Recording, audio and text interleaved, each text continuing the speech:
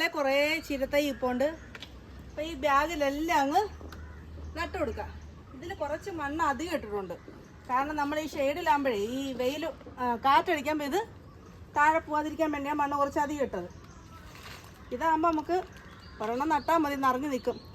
എന്നാലും ഞാൻ 2 എണ്ണം വീതം നടി കേട്ടോ. ഒരു ബാഗിൽ നമുക്കിതുപോലെ വളമൊക്കെ ഇട്ട്, വളം എന്ന് പറഞ്ഞാൽ ചാണകപ്പൊടി മാത്രമേ ഇട്ടുള്ളൂ. ആ ബാഗിൽ നല്ല താഴ്ത്തി അങ്ങ് വെച്ച് കൊടുക്കാം. ചീരത്തൈ നമുക്ക് ഇഷ്ടംപോലെ വിത്തിട്ട് പിടിച്ച് കിട്ടി. ഒരു പിങ്കും നമ്മുടെ ഒരു ചുവപ്പും കൂടെ വെച്ച് കൊടുക്കാം. അപ്പം പിന്നെ ബാലൻസ് ചെയ്ത് വളം നട്ടു. രണ്ടും കൂടി മിക്സ് ചെയ്ത് നടാം. അതുപോലെ തന്നെ എല്ലാ ബാഗിലും വെച്ച് നല്ല ആഴത്തി കുഴിയെടുത്ത്, ചീരയാകുമ്പോൾ പിന്നെ 2 നേരം നനയ്ക്കണം.